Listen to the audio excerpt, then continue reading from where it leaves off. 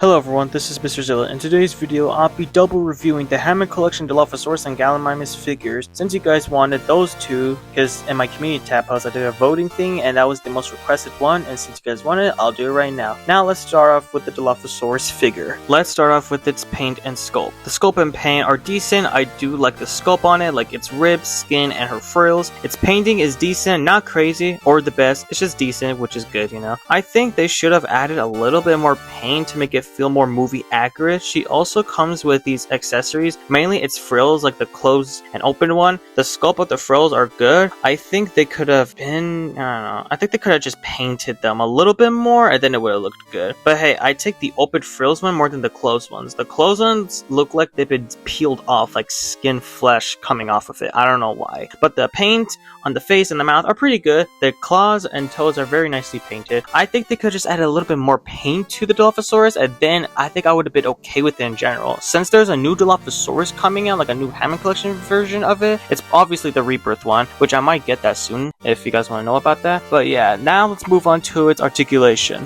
Alright, so the figure's articulation here, we'll start off with the leg first. You can move all the way up, or all the way to a swivel.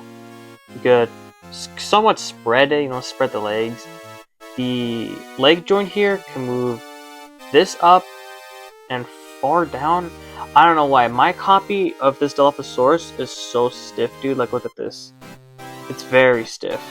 But yeah, as you can see, the feet can also move somewhat up and down. But yeah, it moves up and down. It could do like a curve thing. I don't know.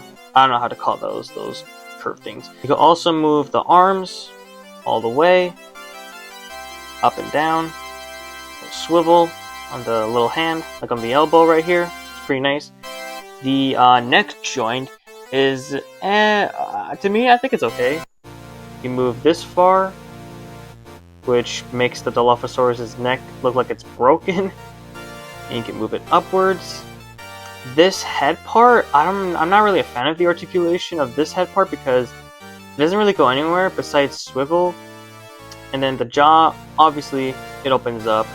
Which to me, my honest opinion is that I feel like these, like articulation. Oh, and of course we have the bend wire. My bad, I forgot about the bend wire. But yeah, pretty good.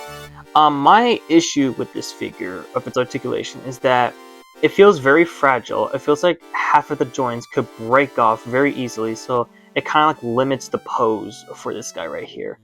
Which, that's kind of a really big issue, but my copy, it's mainly its arms. Its arms are very fragile, like as you can see, they're wiggling, and I don't want to break them, so yeah. But yeah, that's all I have to say really about this guy's articulation. Now that's out of the way for the Dilophosaurus, now let's move on to the Gallimimus. The Gallimimus' figure and sculpt is okay, the paint is somewhat good, but I think they should have added a little bit more like white color on its body, because in the movie it has like a lot of white underneath the belly, and the feet are way too big. Like in the movie they're very small. I feel like they should make like a rebooted figure, like a new improved version of this guy, because there are tons of issues, like the mouth thing, it does not look good at all. Like when you close and open, yeah, it looks very derpy. And now, let's move on to its articulation. Alright, so this guy's articulation is, it's okay. I'll just say that. It's pretty okay. So, of course, we'll start off with its bendy wire tail. Of course, you get bend wire. I would recommend to be very careful with bend wires. Like, don't play it too roughly, or else, if inside will break, or like the rubber will rip off. So yeah, just be careful with that. Let's start off with the legs now. The bend wire is pretty good. I like the idea of that. The legs, it could do the same thing as the Dilophosaurus. God. This can move up and down. Pretty loose, but hey, I like it. It moves nicely.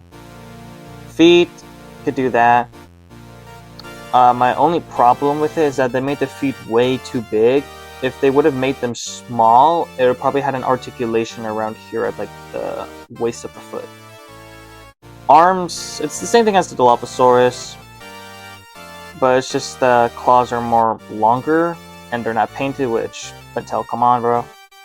Neck joint, it's the same level as like the Dilophosaurus, just the exact same level as that. But I think it's more of like a downhill articulation for this guy. Of course, the mouth opens. Pretty nice, pretty nice. I'll say that. And that's it for articulation, really. Yeah, I don't know what to say.